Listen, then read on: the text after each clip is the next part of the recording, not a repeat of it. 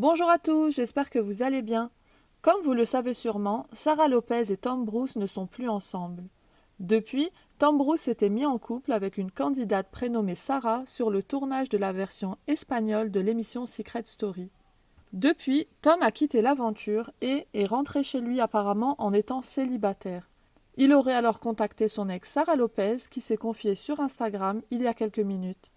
Je vous laisse avec sa story et n'hésitez pas à liker et à vous abonner pour soutenir la chaîne. Vous savez ce qu'il y a le plus dur après une rupture non voulue, c'est ce passage-là entre l'amour que tu peux avoir pour cette personne, parce que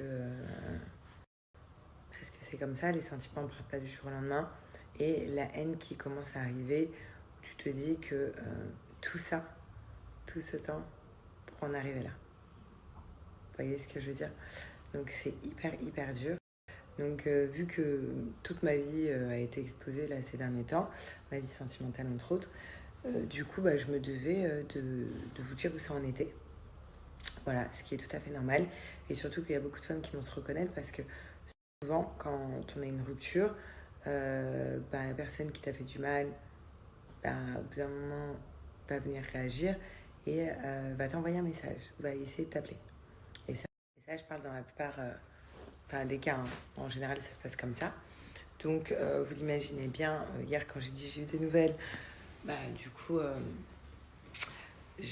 j'arrive même pas à dire à qui, tu vois, et ça me met la poule au ventre encore. Mais mon ex, du coup, on va appeler un chat, m'a envoyé un message. Voilà, pour en gros dire que il était désolé, qu'il s'est pas reconnu, que s'il aurait pu faire autrement, il l'aurait fait, il n'aurait pas fait cette émission-là, il aurait dû m'écouter, qu'il n'y aura pas de relation avec sa nouvelle copine. Je trouve ça dommage d'avoir gâché notre relation si par la suite tu sais qu'il n'y aura pas de futur avec cette fille. Et au final, pour ne pas avoir de relation avec cette fille. Donc je trouve ça hyper frustrant, encore plus. Et quand je vous dis que pour moi c'est que du blabla, peut-être que oui, il s'excuse, peut-être que oui, j'ai compté pour lui, peut-être que il n'y a pas de souci. Le que, c'est que du blabla, c'est quand il me dit qu'il a pensé à moi tout le temps, parce que même s'il faisait genre en gros, cette fille, elle portait quand même un prénom quoi. Donc voilà, en fait c'est des discussions que vous et moi on a déjà eues. Pendant qu'il était dans cette émission-là. Donc pour moi, j'apprends rien de particulier.